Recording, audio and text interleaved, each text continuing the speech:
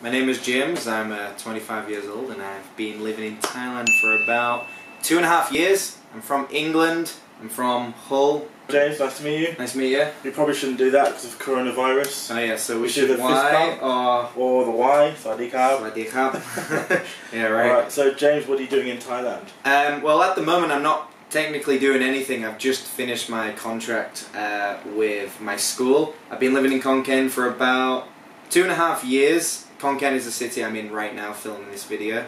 So right now I'm actually going to be moving. I'm doing a transition to Bangkok and I will be starting my new job in recruitment in roughly 2 weeks. So what made you decide to leave the beautiful city of Hull and make a bold move to Thailand? Yeah, it's a good question. I get that asked a lot. Well, one of the things was, have you seen the movie The Beach? Of course, one of my favourites. Right, well, the thing is, being British, we like to travel and we like to move out, and we grow up very fast and we like to move away.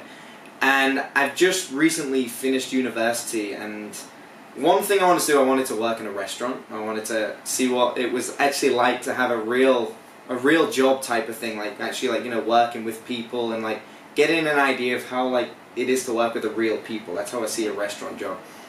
And any chance I got, I would travel, I would go away for a weekend, but only into Europe, because it's, as you know, when in England we can take an hour plane journey, we can be in like France, or 2 hours go to Spain, that type of thing. So I've always enjoyed traveling. I've traveled from a very young age, and I was like, okay, usually I travel with someone. I don't know about you, if you do solo traveling, like it can be very scary, right, with your first time. And I was like, I really need to challenge myself. So I was like, why don't I go somewhere I've never been before? My friends have maybe been there, but I've never been there, and let's just completely put myself out of my comfort zone. I was traveling, I was working in Spain already as like an English teacher in English camps, and I figured, well, why not take a leap and go to Southeast Asia? That's something people do all the time. And I love teaching, I love helping people, so I figured, well, this is something that everybody does here, become an English teacher.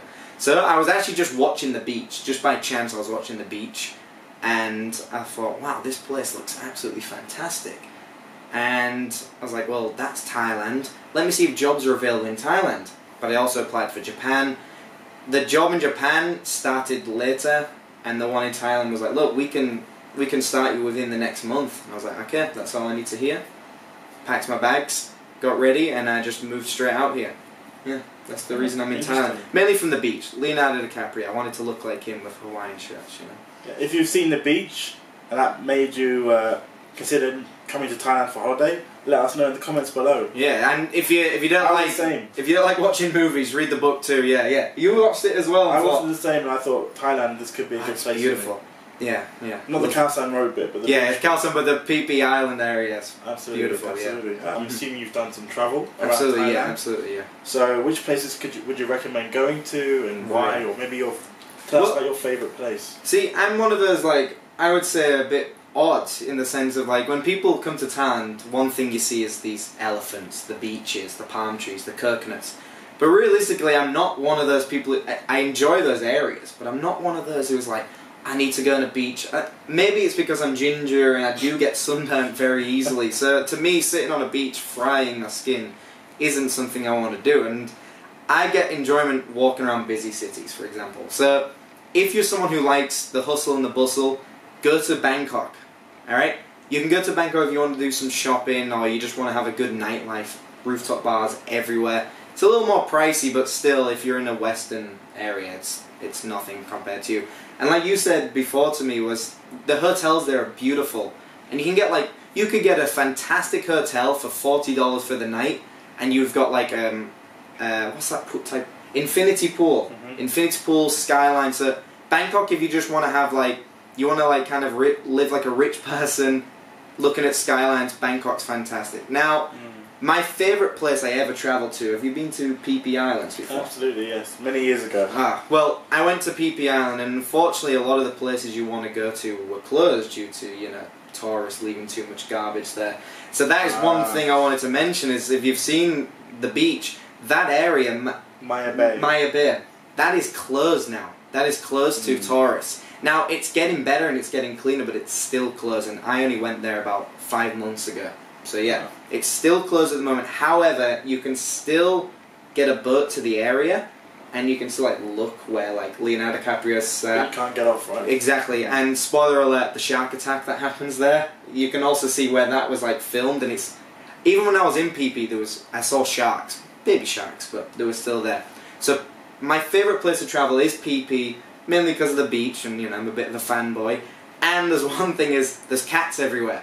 Now, I love cats and I like animals, but the dogs here scare me. And in PP, there's some dogs, but there's just cats everywhere.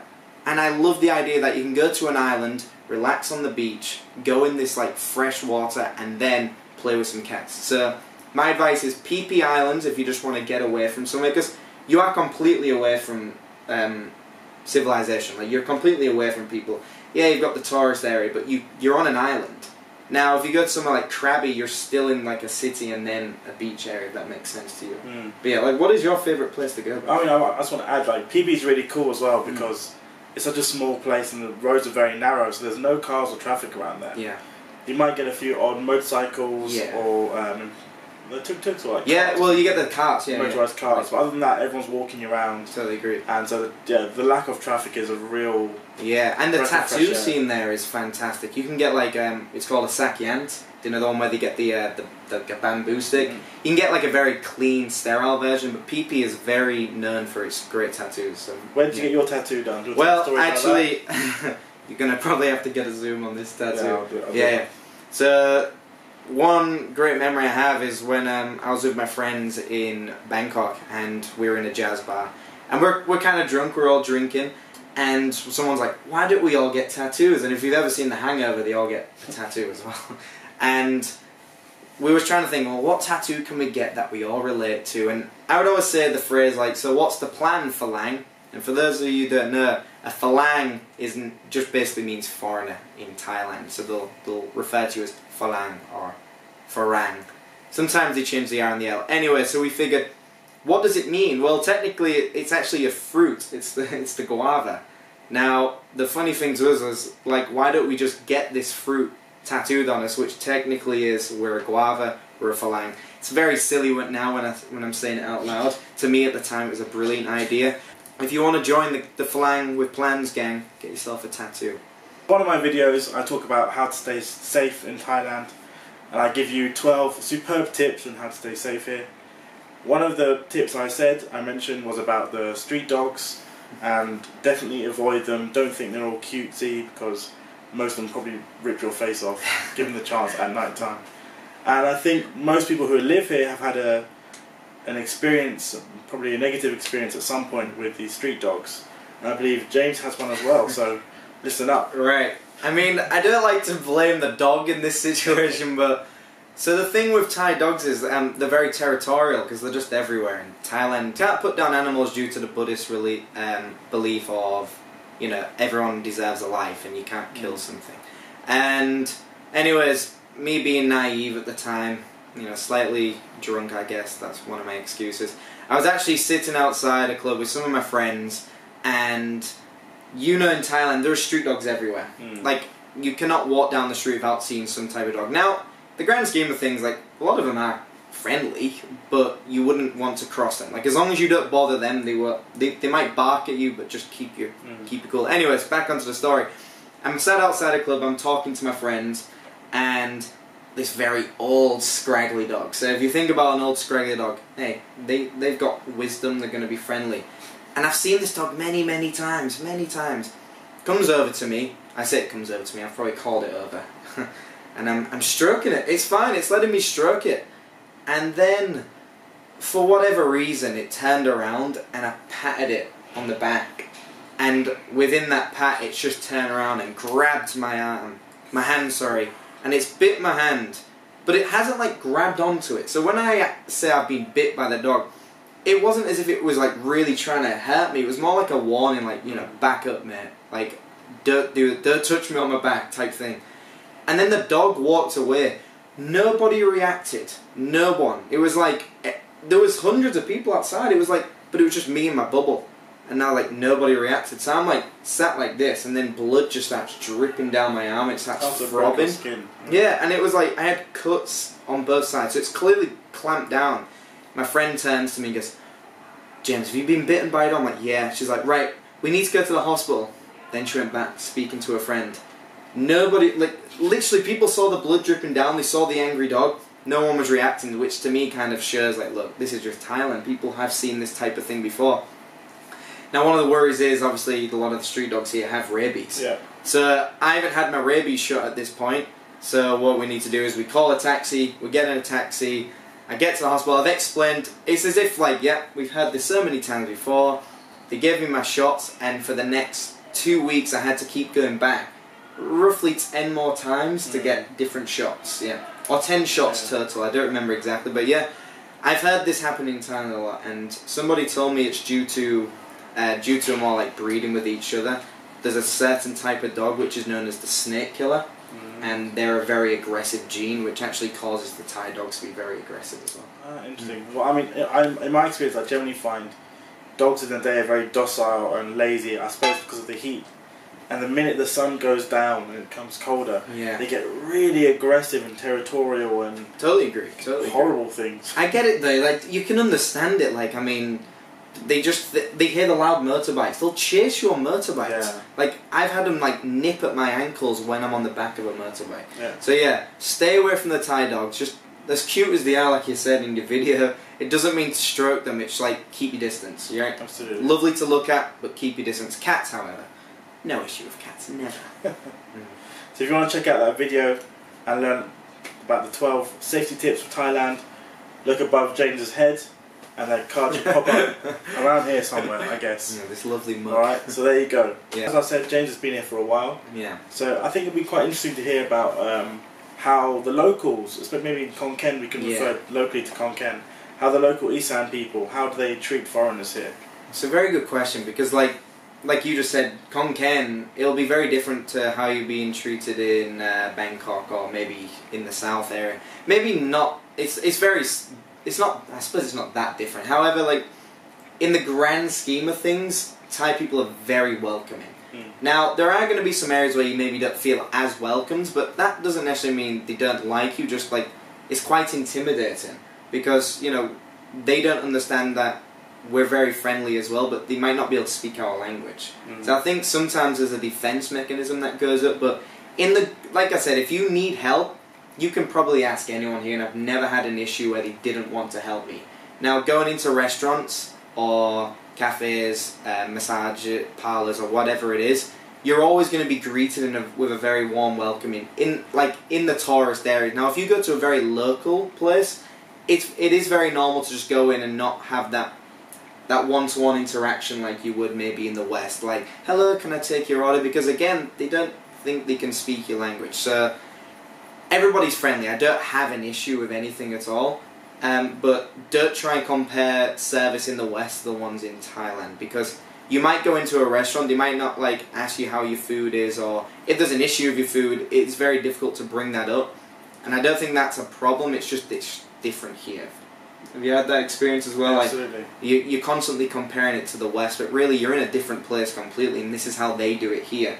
So people do get worked up about it. I have seen that many times, but my advice is understand, look, this is where you are, you've chose to be here, this is the way it is. Like, there's not going to be that one-to-one interaction, they're not going to be asking you how you are, it's just eat your food and leave type thing. Absolutely. Like, but then that's also that other thing of food here is a community thing.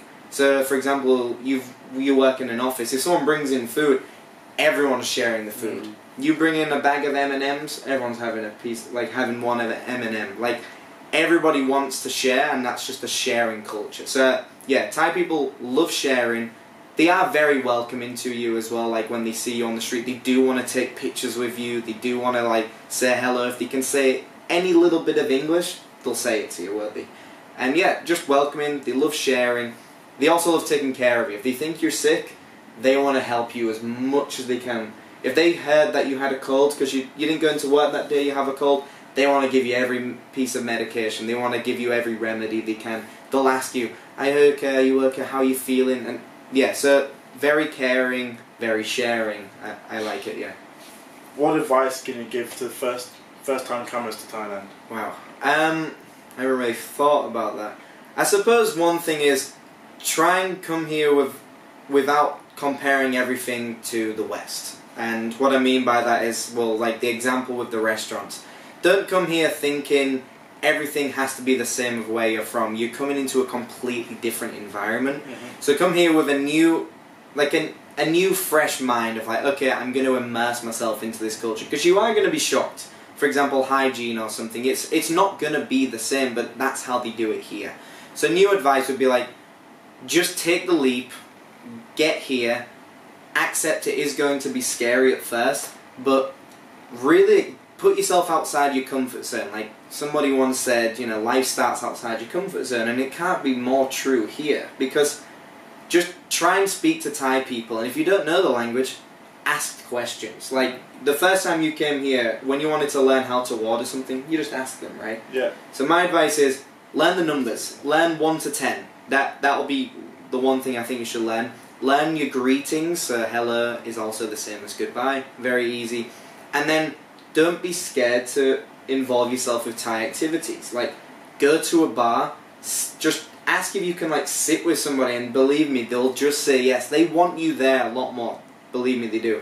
So my advice is just immerse yourself with them. Like try and speak, ask them questions, and get yourself on some like social media and ask, look, does anybody want to do a language exchange? I'll speak to you in English as long as you can help me with Thai. And believe me, you won't have any issue finding someone wanting to help you. So my advice is just come here, but also understand it's not going to be the same as the West, and that's okay too. Learn a different culture. Try and learn the language as soon as you can, and try all the food. Try everything you can, and you'll start finding, look, after you've been here 6 months, it's not that different in the sense of the way you live. You start to you adapt. Humans adapt very easily, and you'll find yourself adapting very quickly. Like it is scary. You might miss home, and that's fine too. But after a while, you start learning. Look, I'm growing up very fast here. I can take care of myself. It's a good learning experience. You learn how to take care of yourself, and that's very good for traveling. How about you? Like, what would you say to someone? Because I don't know what to say when I don't like to give advice. To me, it's like, just go do it. I mean, yeah, I agree with you. I mean, I would say the advice I would give is come here with an open arms, open mind to the whole culture. Make sure you understand their culture and please respect it. The last thing you want to do is visit a country and, you know, disrespect the host in whatever way. But on that note, thank you very much, James, for coming down. No, appreciate it. Thank you very much. Good to see you. Good luck in your move to Bangkok. Absolutely, absolutely. I will add his IG. Yeah, and that is Jimmy Burr, and it's Jimmy with 3 M's. Like, comment, and subscribe. If you like it, like. If you don't like it, share it with your friends. See you in the next one. Peace.